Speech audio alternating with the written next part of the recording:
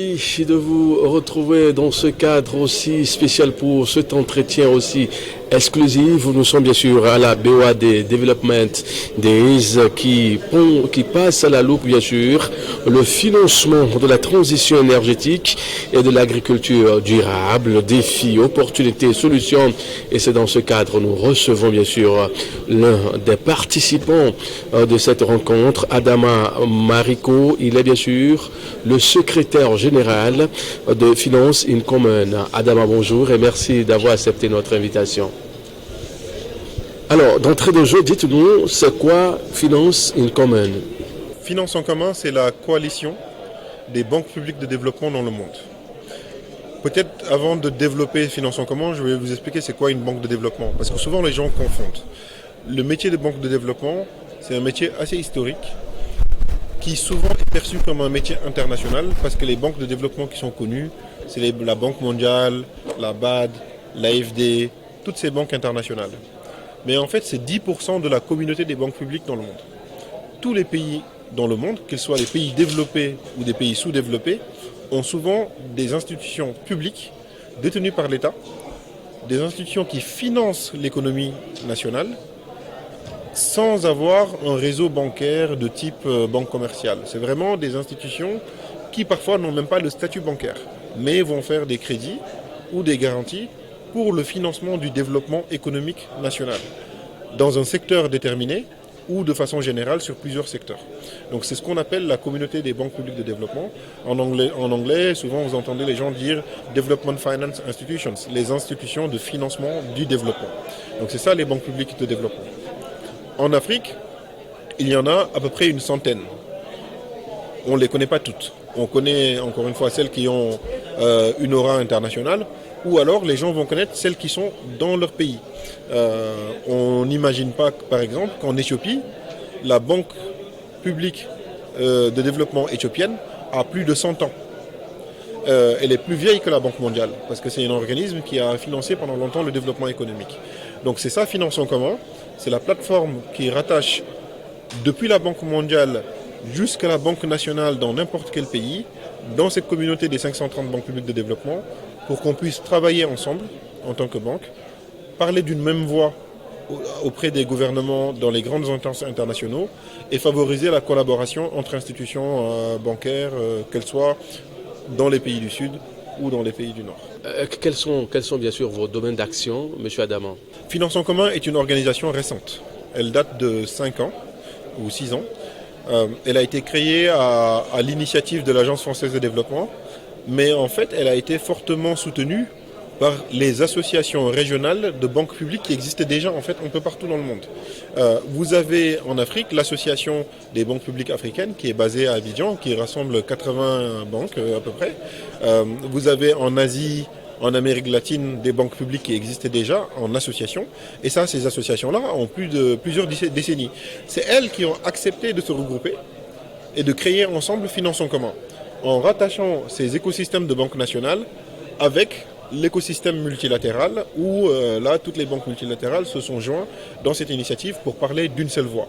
Ce que l'on fait, c'est justement d'aller contribuer dans les discussions pour l'architecture financière internationale auprès du G20, des Nations Unies, des grandes organisations comme la COP, etc., pour expliquer qu'il y a entre les États et le secteur privé un groupe d'institutions publiques très efficaces qui investissent pour le développement et qui permettent justement de lier les deux agendas privés et publics.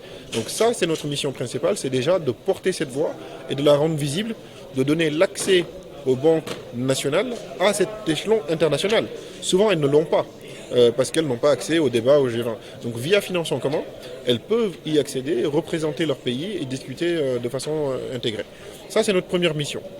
Notre deuxième mission, c'est comment on s'assure que au sein de ces banques, elles sont toutes différentes. Elles ne font pas toutes la même chose. Il y en a qui sont très grosses, d'autres qui sont très petites, d'autres qui financent que l'agriculture, d'autres qui vont financer que les PME, d'autres qui vont financer tout secteur confondu. Donc cette différence-là, il faut pouvoir s'organiser dans cet écosystème pour avoir des coalitions thématiques. On a une coalition qui est dédiée au financement de l'eau, où en fait les banques se regroupent pour discuter entre elles, mais aussi avec d'autres acteurs, quel est le business model qu'elles doivent utiliser pour financer l'eau. Est-ce qu'elles ont des normes communes sur lesquelles elles peuvent travailler au niveau international? Est-ce qu'il y a des programmes régionaux qui peuvent être développés ensemble pour pouvoir avoir des engagements financiers auprès des actionnaires de ces banques-là? Donc tout ça, c'est un travail très technique, très opérationnel, qui est invisible parce que ce n'est pas le travail des grands sommets. Et vraiment, ça, c'est ce que l'on fait dans Finance en commun. Donc, coalition thématique, organisation des grands événements internationaux et présence dans les grands comités. Et enfin, un travail de recherche et de savoir qui est en fait de pouvoir identifier les données utiles pour les banques publiques de pouvoir bien faire leur métier. Parce que, comme je vous disais tout à l'heure, le fait même de savoir qu'il y a 530 banques, ce n'est pas sorti de n'importe où. Il fallait créer une base de données, identifier une à une où est-ce qu'elles sont, comprendre leur taille, comprendre leur profitabilité, comprendre qu'est-ce qu'elles financent, les politiques publiques qu'elles financent, et tout ça, c'est des travaux de recherche qui sont importants. Pour moi, l'Afrique a vraiment une opportunité à saisir, et on ne le dit pas assez. L'Afrique héberge une centaine de banques publiques de développement. C'est à peu près 20% des banques existantes. Mais l'Afrique ne pèse que 1% du total bilan des banques publiques dans le monde. 1% seulement. C'est-à-dire que même une seule banque, la Caisse des dépôts française par exemple, ou les banques aux États-Unis, sont plus grosses que la somme de toutes les banques en Afrique.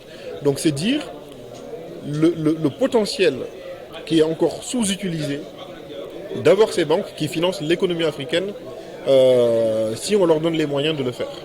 Donc pour moi, c'est une priorité de faire émerger ces banques-là, de bien les gérer, de clarifier leur mandat et de leur donner les moyens d'être efficaces et d'investir en priorité pour atteindre le niveau qu'ont atteint les banques publiques des pays du G20, qui là, en fait, on retrouve 80% du total bilan des actifs des banques publiques dans le monde sont concentrés dans une vingtaine de pays, les banques qui sont dans ces pays-là.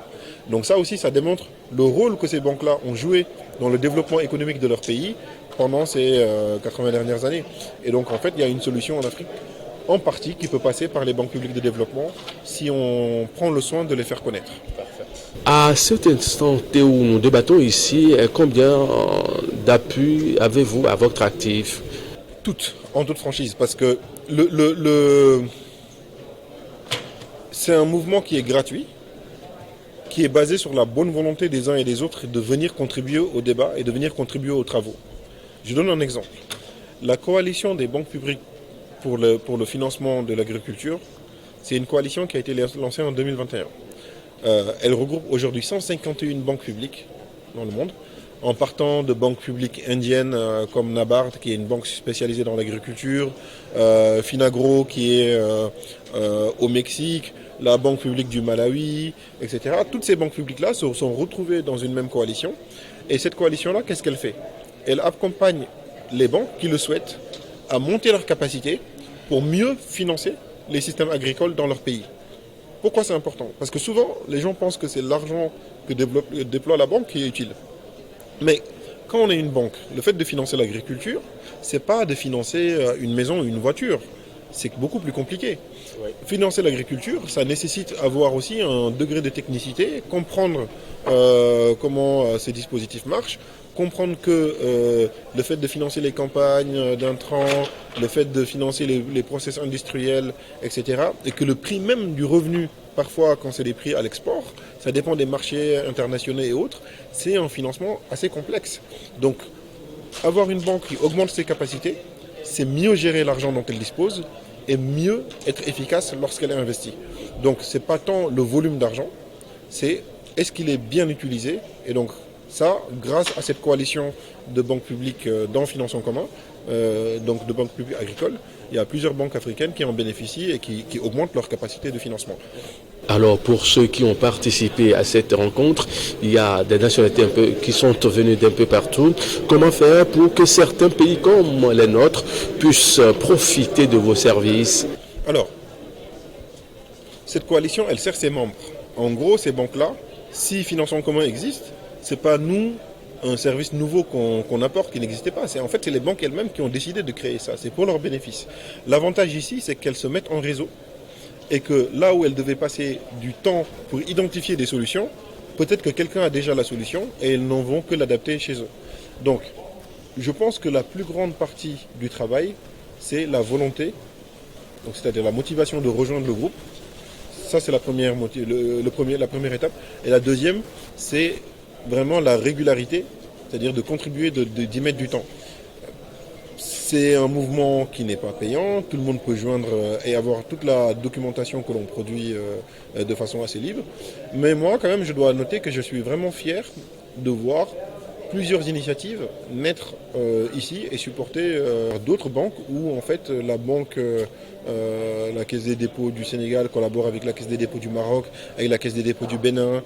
Ils se mettent en réseau, ils essaient de travailler ensemble, déployer des solutions, partager leurs investissements. J'ai vu des opérations se faire entre la banque du Minas Gerais au Brésil et la DBSA en Afrique du Sud, où elles ont collaboré pour partager même des outils,